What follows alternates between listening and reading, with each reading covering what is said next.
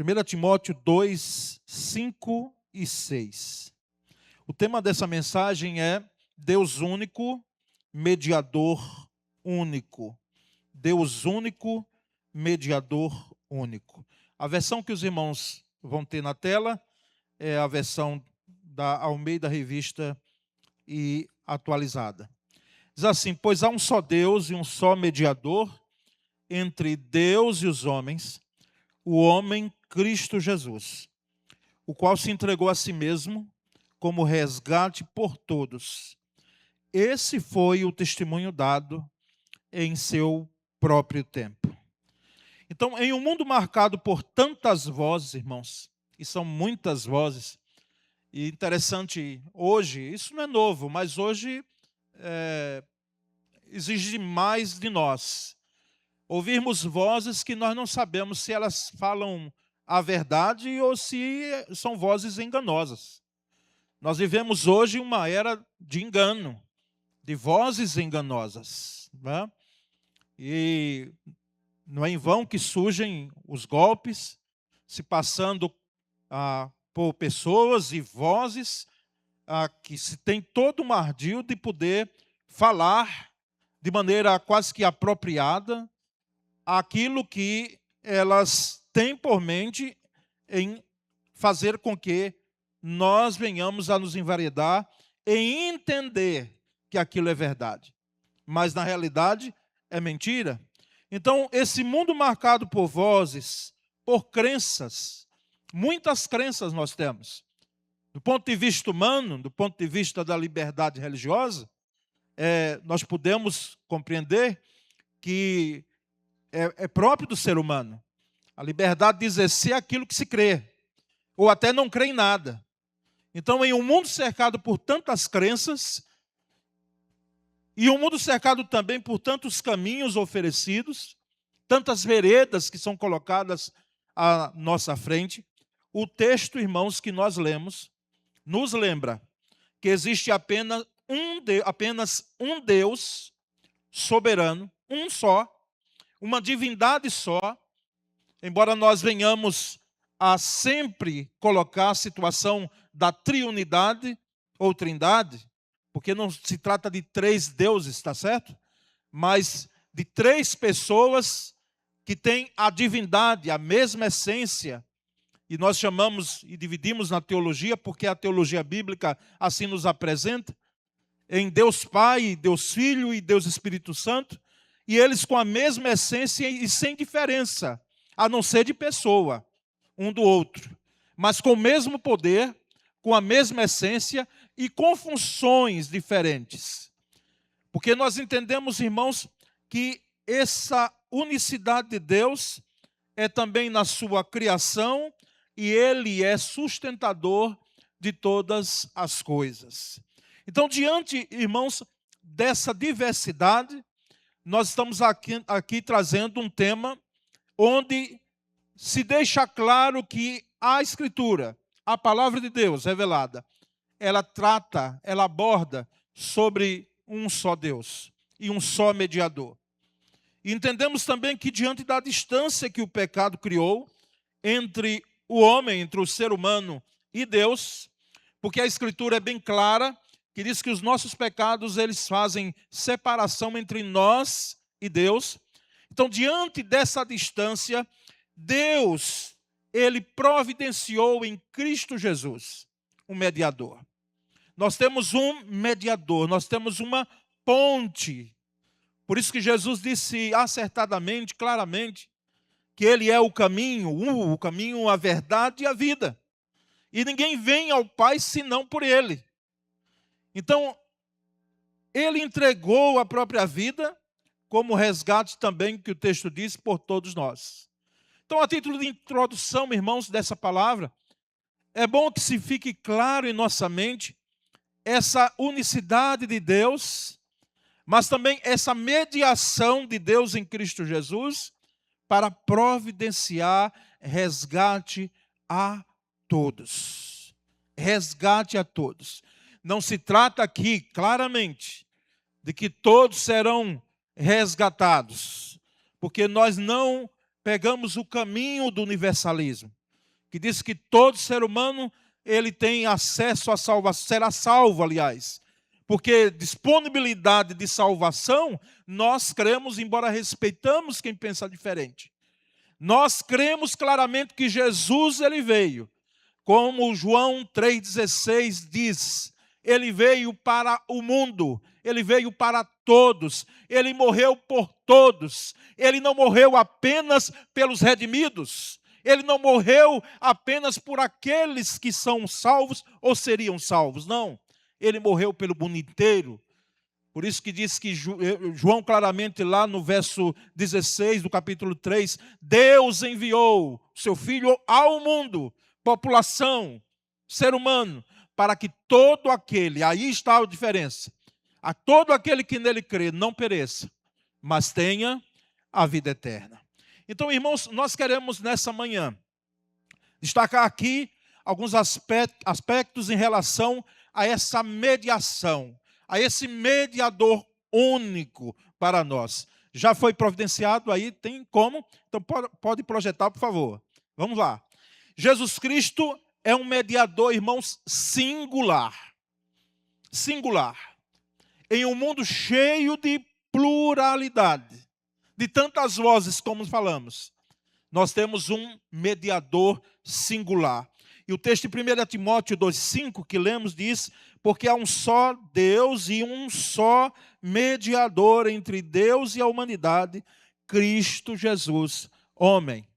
Ou seja, essa mediação singular de Cristo nos faz entender claramente que não há outros. Não abre, irmãos, exceção para mais ninguém, ou a porta para mais ninguém. Não se coloca nenhuma outra necessidade de um outro mediador ou medianeira, ou alguém que venha fazer a ponte entre nós e Deus, porque a Escritura diz que há um só mediador e esse é Cristo Jesus. Lamentavelmente, no trajeto da humanidade, nas suas crenças e nas suas tradições, tem se criado outros mediadores. Tem se criado outras mediadoras. Mas a Bíblia está clara.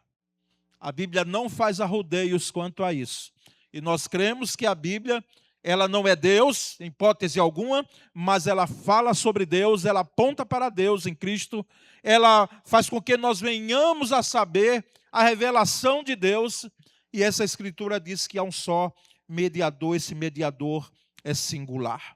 E o texto de Atos 4:12, vamos ler juntos? Agora, se puder projetar ali, me ajuda também. Tá certo? Dá para projetar lá também na frente? Vamos lá, Atos 4:12. Juntos, irmãos. E não há salvação em nenhum outro, porque debaixo do céu não existe nenhum outro nome dado entre os homens, pelo qual importa que sejamos salvos. Ou seja, não há outro, e não há salvação em nenhum outro, porque aqui Lucas escrevendo esse texto de Atos, um texto histórico, mas deixando claro aquilo que a igreja, desde lá dos seus primórdios, ela entende, de que não existe nenhum outro nome dado entre os homens, pelo qual devamos ser salvos. Então esse mediador, ele é singular. Esse mediador, ele tem a sua singularidade própria e única. Esse é o primeiro ponto a ser destacado. Mas, irmãos, nós vamos entender que lá também, em relação a essa singularidade de Cristo, no próprio Evangelho de João, nós temos Jesus dizendo claramente essa singularidade dele. Em textos que nós temos desde o capítulo 6, 35, pode passar a tela adiante, diz assim, ele mesmo disse, eu sou. E esse eu sou, os estudiosos da língua, que foi escrito o Evangelho de João, eles fazem referência ao eu sou quando Deus se apresentou a Moisés lá naquele episódio da sarça ardente. A mesma expressão, a mesma forma de ser tratado, eu sou. Moisés diga ao povo que eu sou. E aqui vem Jesus e diz, eu sou. Ele disse, eu sou o pão da vida, em João 6,35. Note a singularidade, o artigo definido. Eu sou o pão da vida. Em João 8, versículo 12, ele diz, eu sou a luz do mundo. Em João 10, 9, eu sou a porta. Em João 10, 11, eu sou o bom pastor. Em João 11, 25, eu sou a ressurreição e a vida. Em João 14, 6, eu sou o caminho e a verdade e a vida. E em João 15, 1, eu sou a videira verdadeira. Um mediador singular. Um mediador único. Um mediador que não, de fato, abre a porta para que outro tome o seu lugar. Mas o segundo aspecto, irmãos, como estava falando, a ser destacado de Jesus Cristo como mediador, é que ele é um mediador superior. Jesus Cristo é um mediador superior. Porque a aliança que ele veio cumprir e fazer e inaugurar é uma aliança superior à antiga aliança. E o texto claro de Hebreus 8, versículo 6, vamos ler juntos? Mas agora Jesus obteve um ministério tanto mais excelente, quanto é também mediador de superior aliança, instituída com base em superiores promessas. Jesus Cristo, ele é detentor de uma aliança superior. E não apenas de uma aliança superior à antiga, porque a antiga era a aliança da lei, era a aliança que exigia, mas ela em si mesma não dava as condições para que se cumprisse. Porque hoje ninguém, nem eu, nem você, nem ninguém, pode alegar que desconhece a lei, não é? Não é assim mesmo? Você que é operador de direito, que milita nessa área, nós precisamos saber e conhecer a lei, mas a lei ela exigia, mas ela não tinha o aspecto que a nova aliança tem, que é o aspecto da graça, que é o conteúdo da graça. E a graça na nova aliança, ela vem, embora a graça está presente desde lá do Antigo Testamento, desde a antiga aliança. Mas essa graça vem agora em Cristo Jesus, numa forma personificada. Ele é a essência da graça. Ele é a manifestação pura da graça de Deus para nós. Por isso que ele disse que o texto diz que ele veio cheio de graça e de verdade. E não apenas, irmãos, esse apenas não é minimizando, ele é mediador de superior aliança, mas também essas promessas que ele tem são superiores àquilo que existia na antiga aliança. Então, é um mediador superior.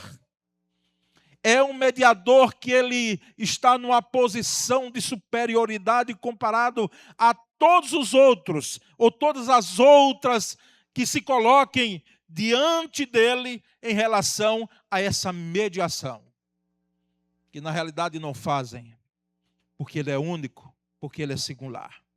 E nós entendemos, irmãos, num terceiro aspecto, que Jesus Cristo, na sua mediação, ele é singular, e ele é superior, mas ele também é insubstituível. Ninguém pode tomar o seu lugar. Evangelho de João 6,68, um dos capítulos maiores que nós temos na Bíblia, além do Salmo 119, certamente. O texto diz, vamos ler juntos? Simão Pedro respondeu, Senhor, para quem iremos? O Senhor tem as palavras da vida eterna. Oh, declaração maravilhosa. Irmãos, que declaração. Essa é uma declaração das mais lindas que nós temos nas Escrituras, irmãos. Porque no momento, no contexto, e nós já pregamos aqui tempo atrás, e os irmãos já ouviram. Quem é crente já de tempo aí já ouviu palavra, dentro desse contexto. Jesus começou a falar claramente que ele era o pão vivo que desceu do céu e que se tinha que se alimentar dele. A vida dele era dada para aquele que se alimentasse não como uma essência física, mas como uma essência espiritual, cheio de graça e de verdade. E os discípulos e os judeus ali presentes, quando começaram a ouvir aquilo, dizem: como? Esse homem está nos chamando de canibal? Se nós não comemos, nós temos restrições em relação a alguns alimentos, imagina. Veja a mentalidade que bem diz a Escritura, que o homem espiritual entende as coisas que são espirituais. Mas se nós tivermos só o entendimento daquilo que nós estamos vendo, e compararmos as coisas espirituais com materiais, nós não chegaremos longe. E ali o contexto, aliás, diz que eles começaram a sair, escandalizados com aquilo, e os discípulos também começaram a sair ali, e Jesus percebendo, ele disse: vocês vão também se retirar?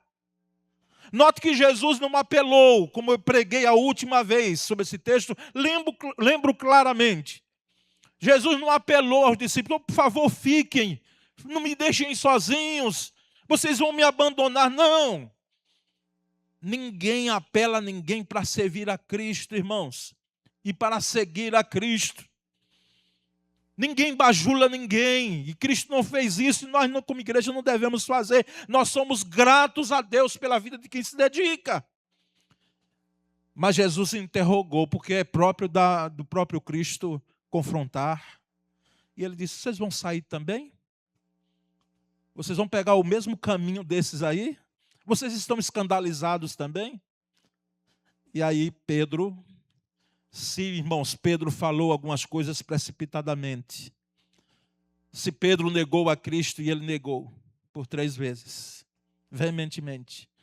Agora aqui dos lábios de Pedro, o apóstolo, nós temos uma declaração das mais lindas que nós temos nas Escrituras.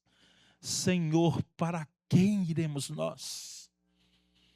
Para onde nós iremos? Só tu tens. Só o Senhor tem as palavras de vida eterna. Então, é um mediador insubstituível. Ninguém pode lhe tomar o lugar. Ninguém pode chegar e dizer: agora está aqui alguém que está fazendo a substituição. É o sucessor. Não. Cristo é único. Cristo é superior na sua mediação. E Cristo é insubstituível. Meus irmãos, não coloquemos ninguém, por mais que você ame, porque o termo eu adoro fulano, eu adoro. Para com isso, crente. Nós adoramos a Deus. Eu sei que a expressão, não é? Que nós usamos, mas que não devemos usar. Porque a adoração nossa é a Cristo Jesus. Nós gostamos, nós amamos. Então troca o adorar por amar, tá certo? Eu amo. Se amar, de fato, diga. E diga em vida, não diga em morte não, né? Diga em vida ali. Mas, irmãos, não permitamos nós que ninguém que queira usurpar o lugar que não é dele tome a vez de Cristo Jesus. Jamais. Ele é insubstituível. E por último, meus irmãos, Jesus Cristo é um mediador suficiente. Ele é suficiente. Ele satisfaz.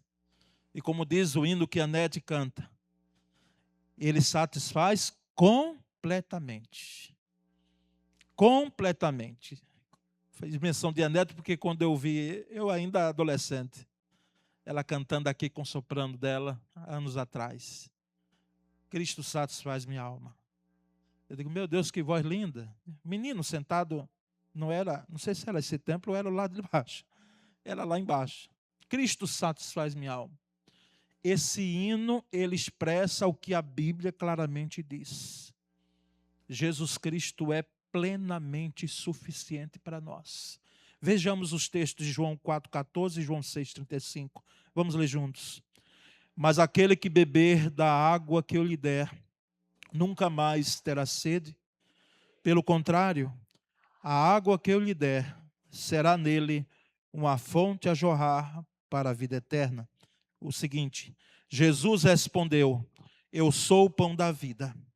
Quem vem a mim jamais terá fome, e quem crê em mim jamais terá sede. Jesus quem disse isso. Irmãos, em perfeito juízo, qual foi o líder mundial?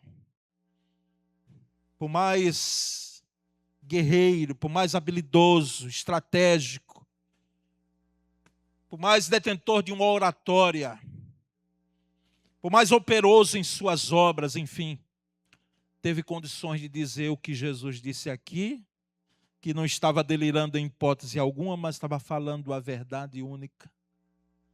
Aquele que beber da água que eu lhe der, nunca mais terá sede.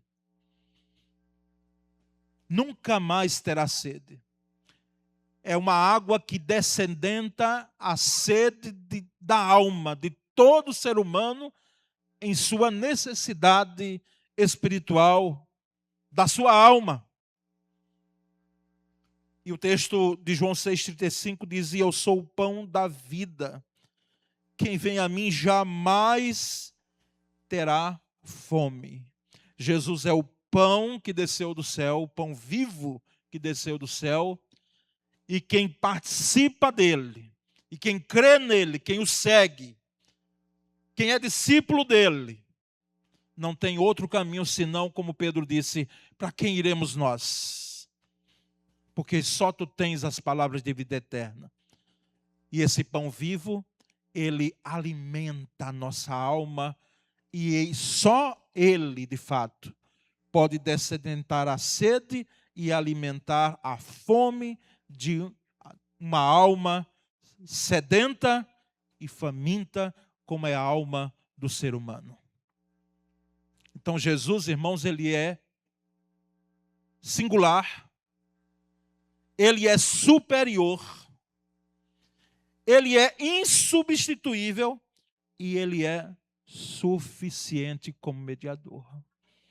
Ele satisfaz. E satisfaz completamente. De tal forma, irmãos, que hoje, diante da trajetória da vida nossa, e que enfrentamos, obviamente, algumas lutas, algumas perdas, algumas dores, algumas necessidades nós temos. Não tem sido fácil. Às vezes há escassez, mas num plano maior, e que pode, e como não, abrange a outras áreas da vida. Nós não pegamos, sempre costumo dizer, o caminho de que eu sirvo a Deus para receber bênçãos. Não. Jesus é a maior bênção que nós já devemos ter, e nós temos. Mas, irmãos, entendemos que Ele é suficiente. Ele satisfaz. E satisfaz até com provisões. O seu aspecto provedor em momentos que nós ficamos sem saída. Não que Ele vá nos tornar de tal forma que venhamos a entender e fazer a leitura de que o Evangelho é um Evangelho que vem a descedentar a nossa sede e a nossa fome apenas por aquilo que é material, tangível, passageiro.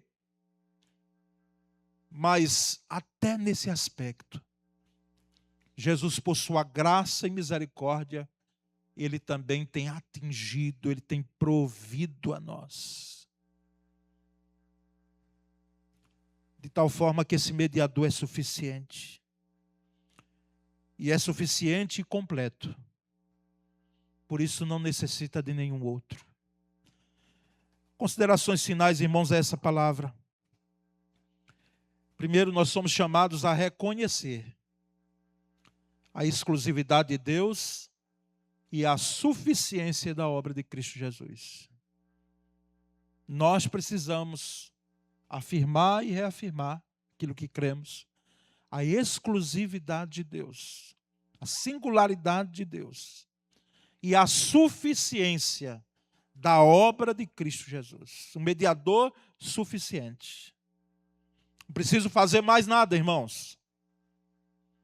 até a santificação que cabe a mim e a você, ela é dada a nós o suporte para que possamos viver essa santidade sem sermos santarrões, o chamado santo de pau oco. É uma santidade vivida naturalmente, mas que em nós mesmos nós não temos mérito algum.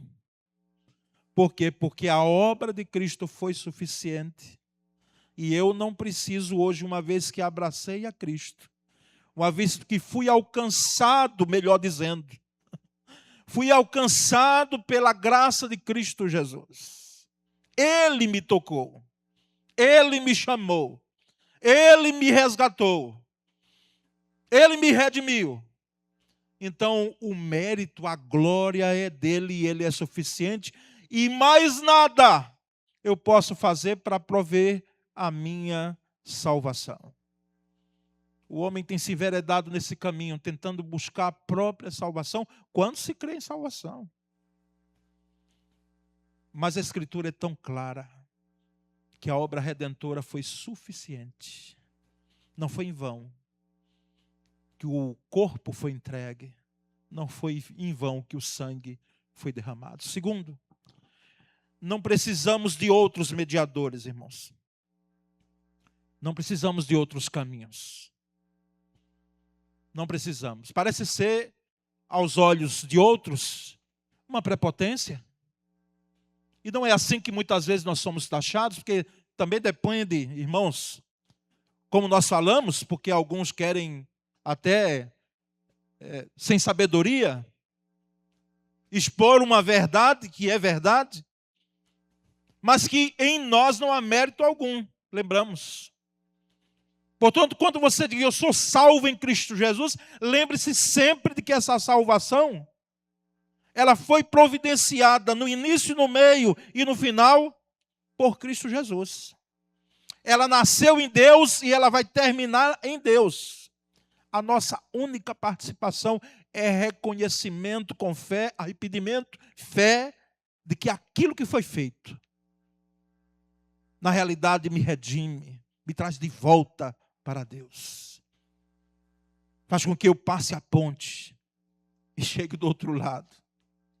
Então, não precisamos de outros mediadores. Não precisamos de outros caminhos.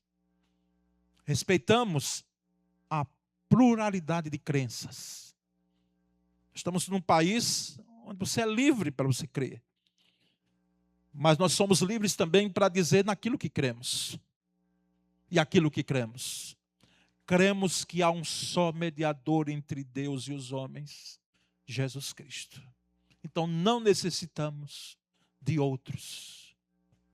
Terceiro, irmãos, e último, que essa certeza nos leve a viver em gratidão, em fidelidade e em testemunho constante de vida em Cristo. Uma vida de gratidão, uma vida de louvor. Aí se você me pergunta, pastor, e não pode reclamar em vez em quando? Não, sim. Quem é feito de ferro, né, irmãos? Nós vamos ver personagens bíblicos lá chorando, clamando. Mas, irmãos, já ouviu falar em maturidade cristã? Já, né? O crente maduro, ele não perde muito tempo reclamando, não. Uma dor aqui e acolá, uma luta aqui e acolá. Tem irmãos que você tem todo o direito de dizer, Senhor, está doendo, tenha misericórdia. Traz alívio, Senhor. Mas até nestes que assim passam, nós temos visto maturidade, porque as reclamações, ou aquilo que se fala de dor, não são maiores do que o sentimento de gratidão de um coração que foi redimido. Então, gratidão, fidelidade. Estamos atrás de onde o vento está soprando, se é cá, acolá, onde está havendo um milagre, Se tem um homem de Deus ali, vai operando cura, libertação e tal. A nova que está agora surgindo. Não perdemos tempo com isso, irmãos. Por isso que a nossa igreja, ela muitas vezes altece em alguns comentários, e que nós não devemos nos incomodar muito. É uma igreja tradicional. Sim, nós preservamos o aspecto de culto. Mudamos muito, os irmãos que estão há mais tempo aqui sabem muito bem. Mas nós sabemos o que estamos fazendo e como fazemos. Se tradição for preservar a doutrina bíblica, somos sim tradicionais. Fugimos do tradicionalismo. Não queremos ver, não queremos conversa com uma religião ou como servir a Cristo fosse algo tradicionalista, cheio de ritos, cheio de amarras. Não, nós somos livres para adorar Cristo. Ele nos salvou, mas nós não abrimos mão de uma fé sólida. Aqui nós pastores nos empenhamos, irmãos, e não é pouco. Não chegamos ainda para trazer Bíblia à igreja. E não conversinha. E não outras coisas para púlpito que não seja a palavra. É a palavra que vai alimentar. Por isso que uma mulher de Deus, eu quero citar o nome dela aqui, mas ela disse que se fosse dada a oportunidade dela orar por alguém 30 minutos, ela faria a exposição da palavra, ela pregaria 29 minutos e oraria 1 minuto, porque é a palavra que vai alimentar. É a palavra que vai dar o norte. Então, fidelidade. Precisamos ser fiéis. E uma vida de testemunho constante de vida em Cristo. Testemunho constante. Nós precisamos viver o que nós pregamos. A partir do púlpito, a partir dos líderes da igreja. A partir daqueles que exercem cargos de liderança. E por extensão a todos nós, vivermos o que pregamos. Porque senão, irmãos, o que vai valer o nosso discurso? Que sentido terá e que valor terá a nossa fala, a nossa pregação, se nós não alinharmos a nossa pregação com a nossa vida? Por isso que a palavra diz que nós devemos exortarmos uns aos outros. Nós devemos nos admoestar em amor. Por favor, meu irmão, eu lhe peço, se você me vê incorrer em erro, pode me chamar a atenção. Em amor, pode dizer, ó pastor, agora venha sabendo o que você está falando. Venha trazendo de fato. Porque nós estamos expostos aqui. Veja que eu estou falando aqui, quantos olhares para mim. Então não façam uma má interpretação. Mas, irmão, se eu errar em algum momento, e estou susceptível a isso, chame a atenção em amor, para que a minha vida e a sua vida não seja uma falácia, mas seja um testemunho fiel, notório de Cristo Jesus em nossas vidas. Aracaju vai saber, irmãos, quem é Cristo, seu amor por nós, a sua obra redentora, através de nós, da nossa vida. Através da sua vida e da minha vida. E da vida de tantos servos e servas do Senhor que estão espalhados aqui em nossa cidade, em nosso estado, em nosso Brasil e no mundo.